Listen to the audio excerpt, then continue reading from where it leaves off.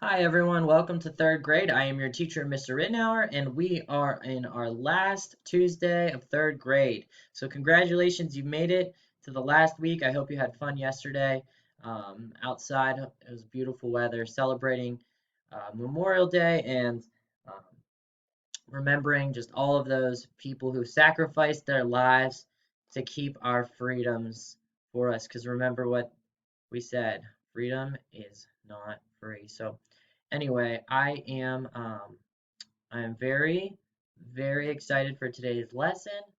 I think it's pretty important, and you probably will recognize a lot of the stuff that's happening in today's lesson because guess what?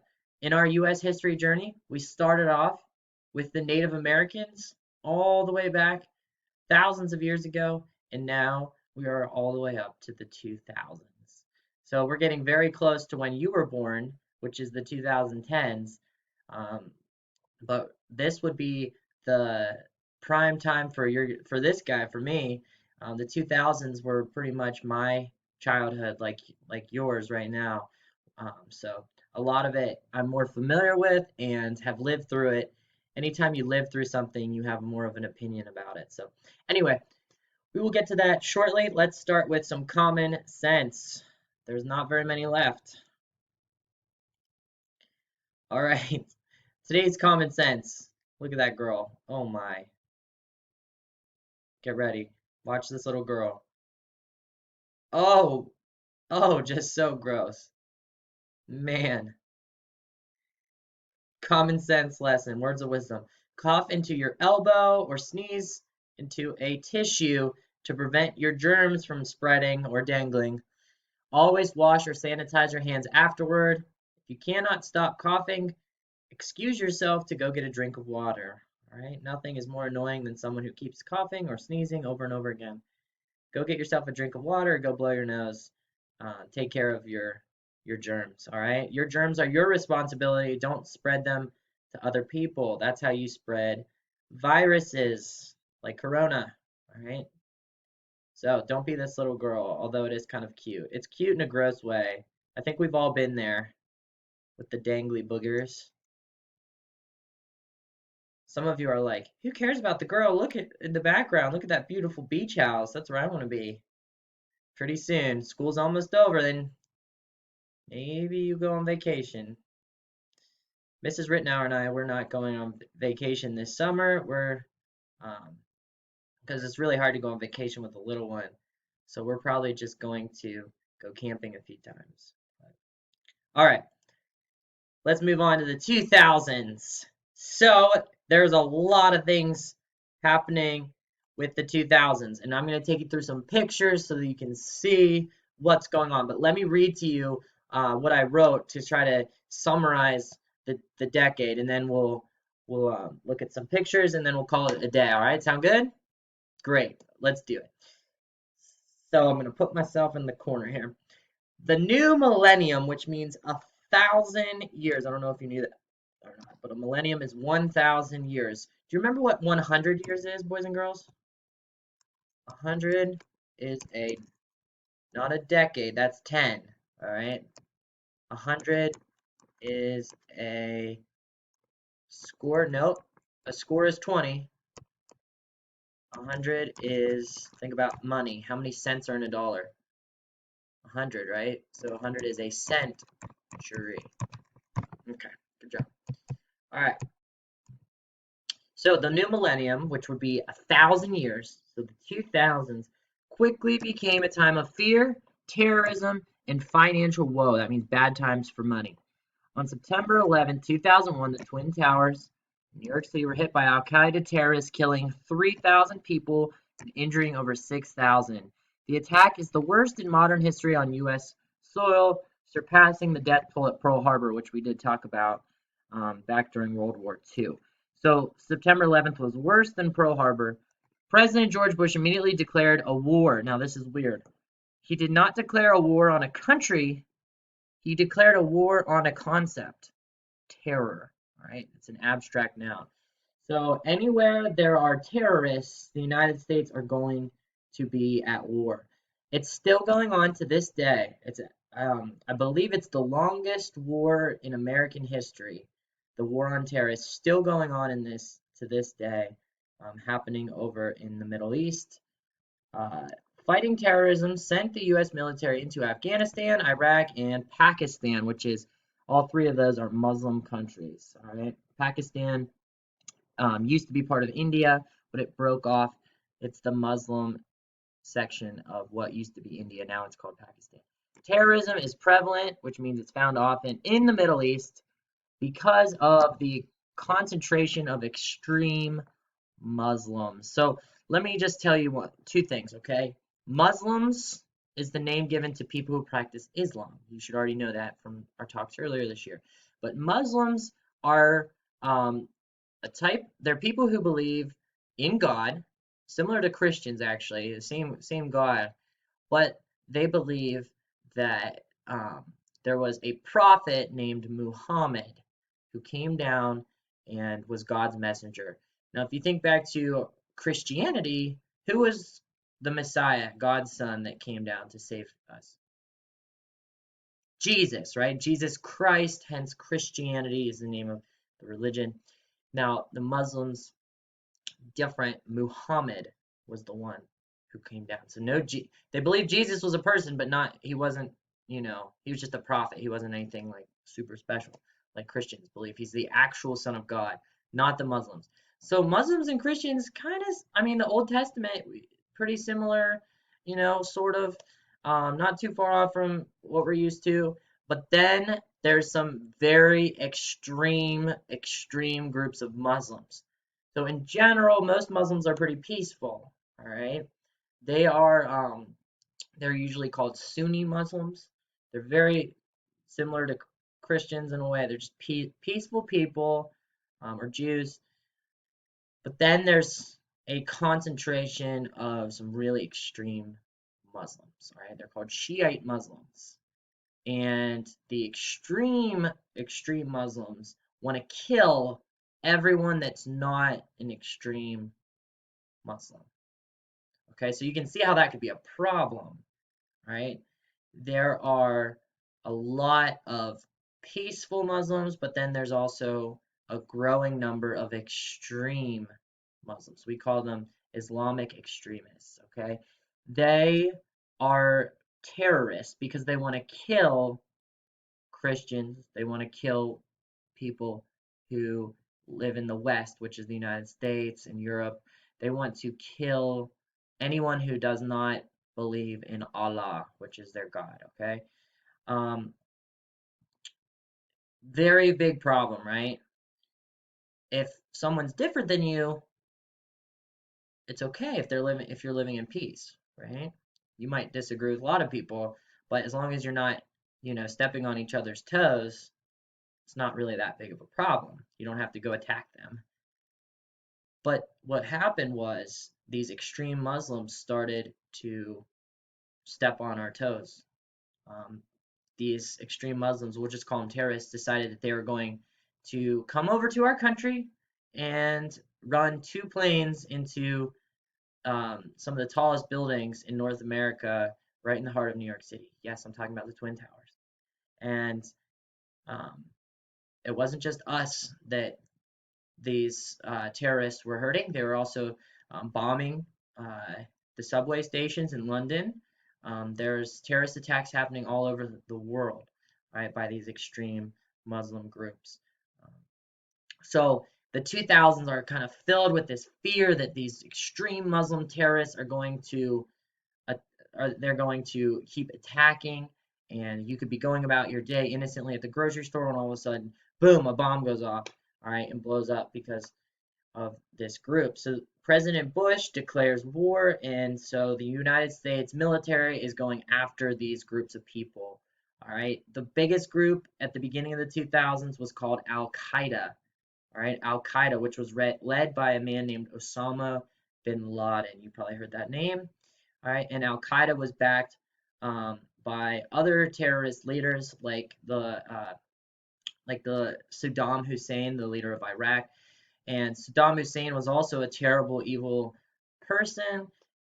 There was another group called Oh, why am I drawing a blank on the other group? Not Al Qaeda, not ISIS. I'll think about it in a second. I'm sorry, I can't remember right now.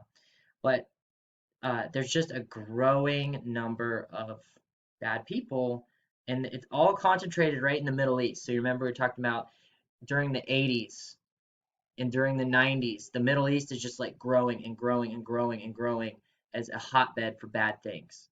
The Russians, the Soviets are giving them lots of guns and money, and it's just like, whenever you shake up a soda can, what happens whenever you shake up a soda can, you open up the lid.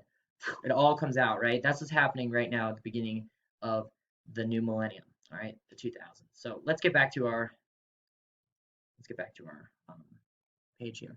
So I already explained this. Majority of Muslims are peaceful, yeah, but there are smaller groups that believe that God wants them to destroy everyone who's not Muslim. We already talked about that. These groups have gotten their hands on weapons and use them to spread fear, which is called terrorism. The September 11th attack is an example of what terrorist groups like Al Qaeda are trying to do to spread fear. Other countries like England experienced terrorist attacks. I mentioned the subway bombings in London, killing 700. Thankfully, though, throughout the 2000s, the world was united against these extreme Islamic groups to stop the spread of terrorism. Um, Something a little more uplifting in history occurred in 2008. The first African American president was elected, and that is President Barack Obama. And so, no matter what side of the aisle you fall on, whether you are a Democrat or a Republican, um, it is undeniable that back in 2008, when Barack Obama was first elected, it was a major historical event. And judging Barack Obama's presidency will be left for future historians. It usually takes a good 10 to 20 years to judge a president, and Barack Obama has been out of office for about 4 years. So he still has a little bit of time, although uh, I think a lot of it has to do with your political beliefs on whether or not you think he was a good president or a bad president. But really, truly, it is too soon to tell for a lot of historians. Same with George W. Bush. His presidency was the majority of the 2000s, from 2000 to 2008. Um, a lot of historians have sort of started to give their take on President Bush.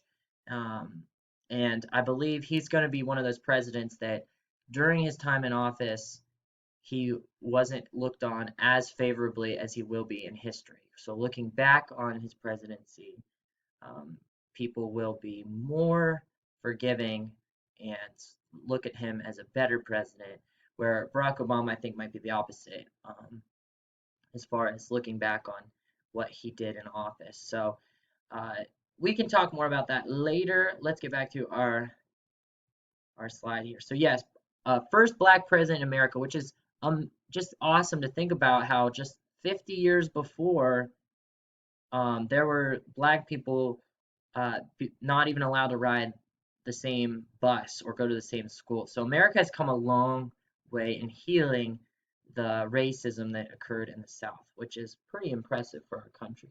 We truly are the greatest country in the world.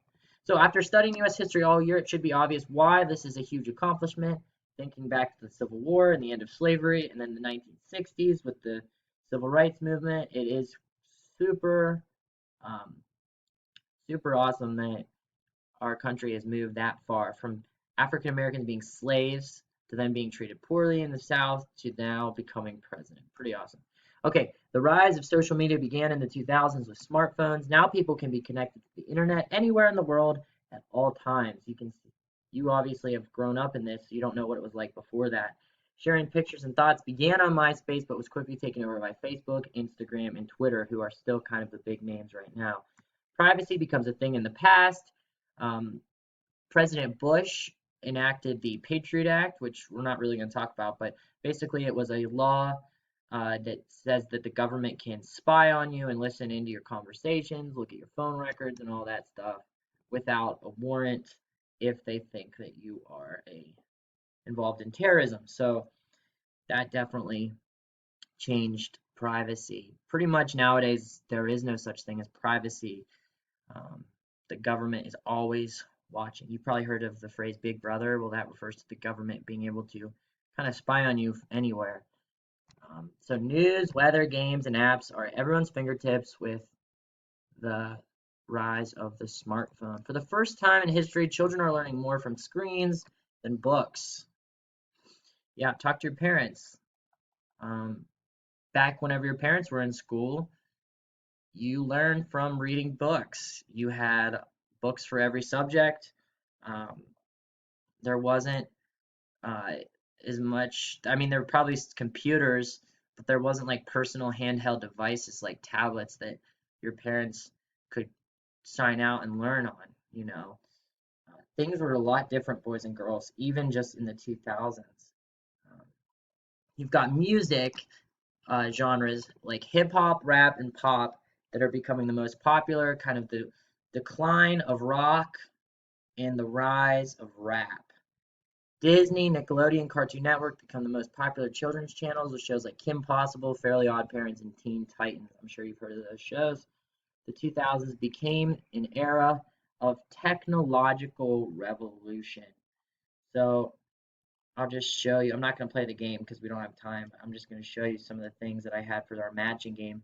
You've got smartphones, SpongeBob, Xbox, Twin Towers, Google, rap music, Nintendo Wii, Facebook, YouTube, Pokemon cards are big, iPods, and it was quite a dynasty for the LA Lakers and Kobe Bryant, who rest in peace, Kobe. All right, so this is a picture of Mark Zuckerberg. He's the founder of Facebook. He created it, and yeah, so okay. Big things that happened in the 2000s. First, this major natural disaster occurred.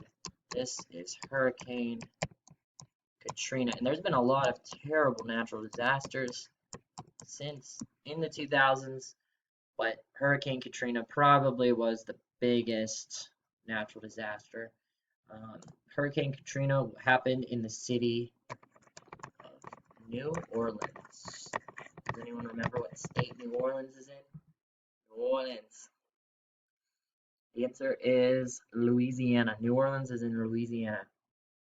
So what happened was, um, you can see it really well in this picture right here.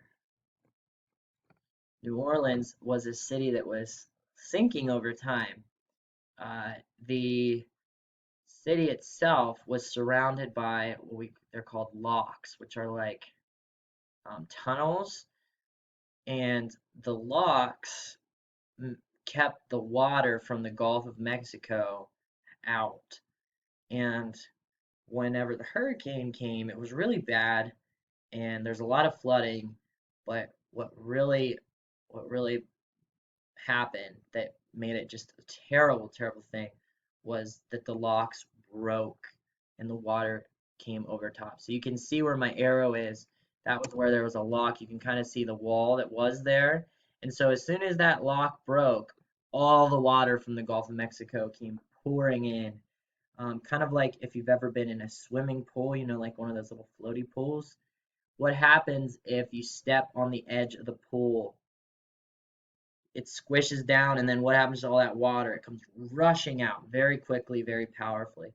And that's what happened to New Orleans. It destroyed the city. You had a lot of people that were abandoned, like in this picture on the right. I'll draw an arrow here, including kids, that were left to fend for themselves. Terrible things were happening.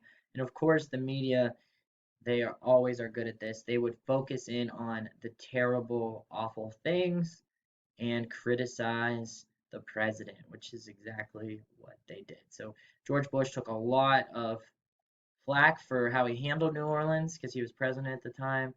Um, the media was very critical of not having the resources to get these people out. So New Orleans was definitely not a uh, not a very proud moment in American history, but we did overcome because we are the greatest country in the world. And New Orleans uh, recovered and after a couple years, but they're still a very There's still damage done from the hurricane all the way back in, I believe it was what, 2002, 2003.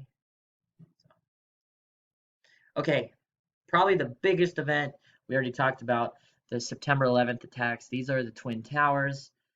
Both were hit by uh, Al Qaeda terrorists who hijacked a plane. That means they took over a plane by force um, and ran right into both the North and the South Tower, causing them both to collapse, killing over 3,000 people, injuring over 6,000 people, um, which led to us declaring a war that we're still fighting to this day. Okay, another thing, we did not mention this yet, but the 2000s were the exposing of steroids in professional sports. Now, steroids are injections. It's like getting a shot, and they inject you with hormones that allow your muscles to become stronger and you to build muscle a lot quicker. Um, Steroids are also called performance enhancing drugs. Maybe you've heard of that. Drugs that are cheating that make you stronger and they change your body so that you can do things that are unnatural. So the biggest steroid accusation probably in the uh, entire decade came to this guy right here. His name is Lance Armstrong, not to be confused with Neil Armstrong, the first man on the moon. But Lance Armstrong was quite the hero growing up for me. He was an American who won the world's biggest bicycle race. Does anyone know what it's called? It happens in France. It's called the Tour de France. And it's a huge, it's almost like it's like a month long, I think. It's really long. It's a big bicycle race. And um, this guy, Lance Armstrong, had just an incredible story, boys and girls. I'll give you just a brief clip of it. He had cancer, and he battled and fought cancer, and came back after cancer to win this incredibly physically demanding bike race. So definitely a hero in every American's eyes. He was winning year after year after year. I think he won like 7 of them. It was so impressive that he could defeat cancer and be as old as he was and still win this race. Well, guess what? After he won all those races, uh, there were allegations that came out, and then finally the truth was revealed that Lance Armstrong took steroids. Okay, and so all of uh, all of his accomplishments, um, all the kids that looked up to him, it just erased all of it. He cheated. That's what using steroids means. All right, he cheated. And whenever I was a kid, everyone had these little yellow wristbands that said "Live Strong" on them. They were yellow, and everyone had them because he was such an important American. He was such a hero to everybody. But then whenever we found out he cheated, uh, you know, no one, I don't think anyone has those bracelets anymore. Another big one was this guy right here, Mark Mcgwire. You might know him as the home run. He broke the single season home run record, and then he was passed by this guy, Barry Bonds. So Mark Mcgwire uh, took basically, the home run record that Babe Ruth set, that then Hank Aaron broke. Well, then Mark Mcgwire broke it, and then Barry Bonds broke it. But both Barry Bonds and Mark Mcgwire have been determined that they did steroids too, so they cheated as well. And they weren't the only ones. There were a lot of baseball players. Baseball was the big one for steroids. A lot of baseball players cheated and took steroids. Made them a lot stronger. They could hit the ball a lot further. So, two of the biggest cheaters in the world right there. And probably the biggest cheater of all, which is Lance Armstrong. So, very sad decade for sports. Kind of erased a lot of accomplishments. And then it caused everyone to question Is that person on steroids? Are they cheating? And it definitely wasn't good. All right, next you've got the humongous stock market crash of 2008. So this is a couple years before you were born, not too far before you were born. I'm sure your parents remember this. The housing market crash of 2008. So quick story behind it. Whenever you go to buy a house, uh, usually houses cost a couple $100,000. Do you think people have a couple $100,000 lying around the house or in the bank? No, right? Not very many people do. It's definitely uncommon. So whenever your parents or other adults go to buy a house, they don't have the money up front to pay for a house. It's not like whenever you go to the grocery store and you put your groceries on the treadmill thing, and then they ring them up, and then you pay for them, and then they're your groceries. You gave them money, they give you groceries, then you leave, you go home, you eat your groceries. That's not how a house works because you can't pay for your house up front. Most people can't, right? It's uncommon. So you have to get the money somehow to pay for it. You go to a bank and you get a loan, all right? The bank will give you money so that you can buy the house, and then you pay the bank off over the course of usually 15 or 30 years. All right. So what was happening in the 2000s was there were a lot of young people, especially like my age, that wanted to live in these super nice houses. Do you see in this picture down here? These are some really nice looking houses. All right, all of them. And you've got young people, especially young people, that were like, oh, I would love to live in a house like that. Huh, I don't know if I can afford it. It's $300,000. Huh, I have a job where I make about $40,000 a year, working as an elementary school teacher. I don't think I could probably ever afford that house, but you know what? The bank just sent me a letter in the mail saying that they'll loan me all $300,000, and then they won't make me pay anything for 6 months. And believe it or not, a lot of young people took the banks up on that offer.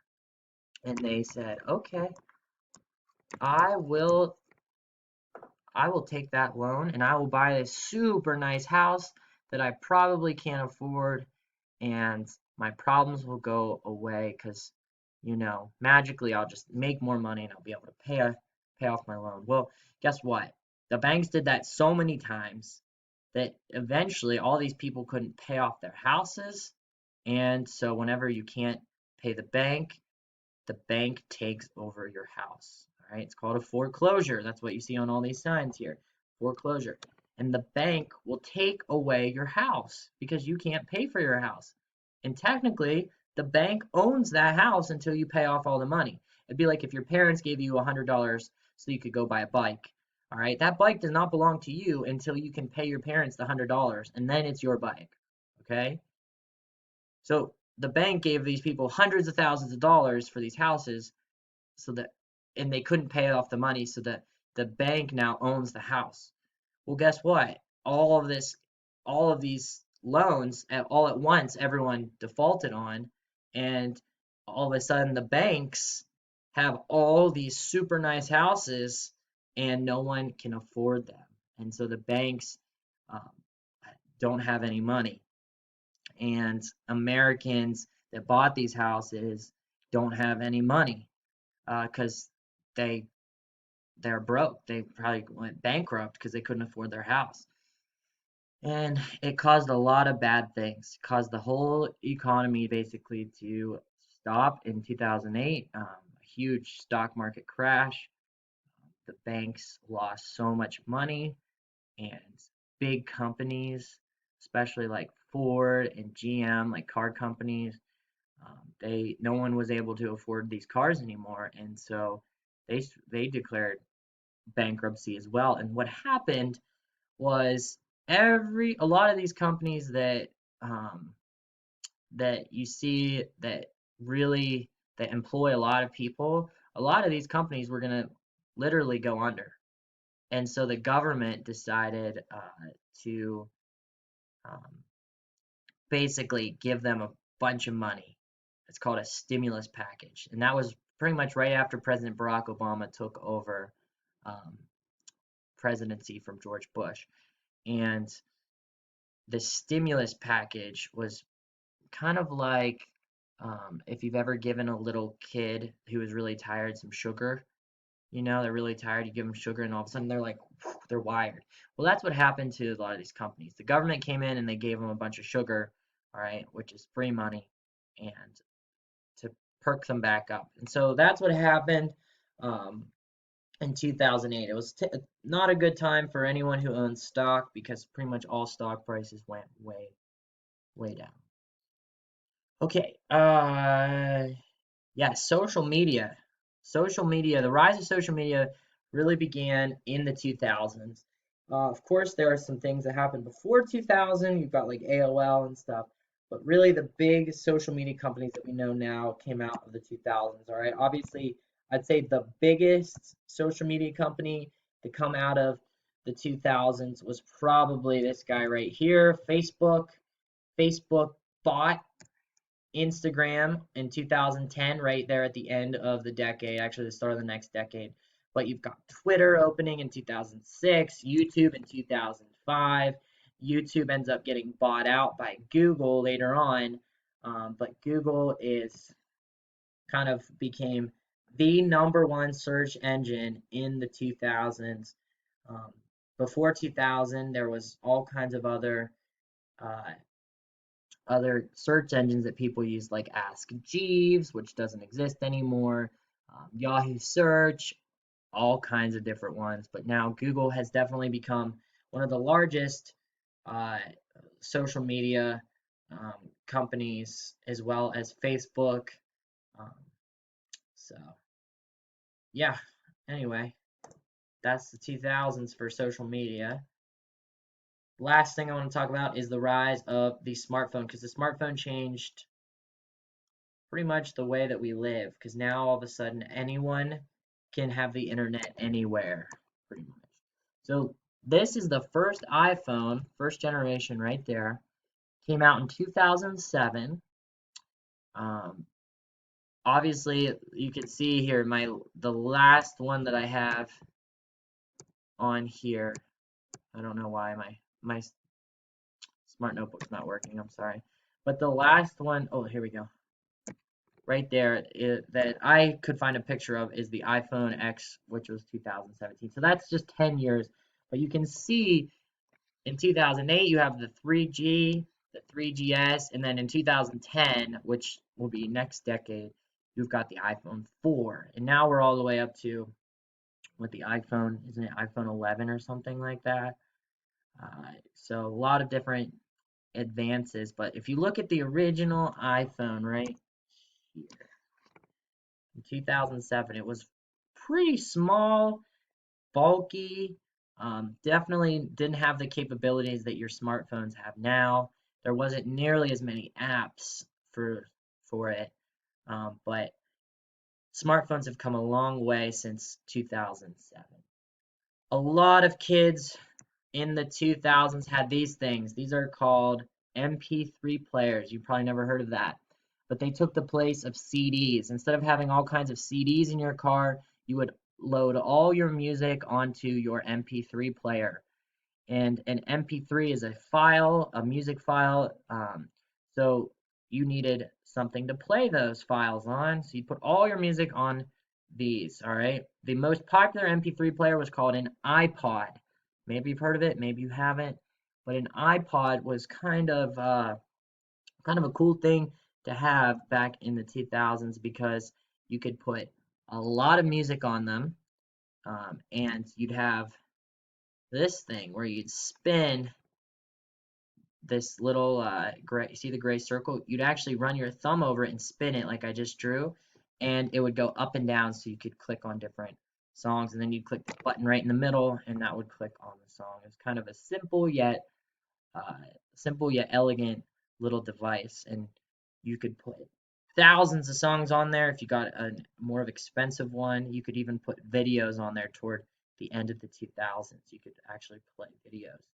All right, so I remember I had an iPod um, that looked very similar to that picture, and it had 60 gigabytes on it, which was like, whew, that was so much. I could put videos on it, and I would oftentimes um, watch uh, videos or listen to music on the bus with headphones. So anyway, that's also an Apple product as well. There were plenty of other MP3 players that didn't look like this. Some were even smaller. But this leads me to the last, the last major thing I'm going to talk about of the 2000 decade, and that is you've got George Bush, who was president from 2000 to 2008. That's his wife, Laura Bush. All right. Let's see. What do I have to say about? Well, I do have to say a couple of things about George Bush. Okay. First of all, George Bush, his dad was president um, from 1988 to 1992. So George Bush grew up in the White House, and he also served as president of the White House. So kind of a unique thing. He was the child of a president, and he was a president himself. I believe the only other time that's happened in American history was with John Quincy Adams, who was the son of John Adams. So George and Laura Bush, who are still alive today, are on the right in purple. And then you've got in 2008, this guy takes over, Barack Obama, and that is his wife, Michelle Obama, who you probably heard of as well. Michelle and Barack Obama, um, they were in office from 2008 to 2016.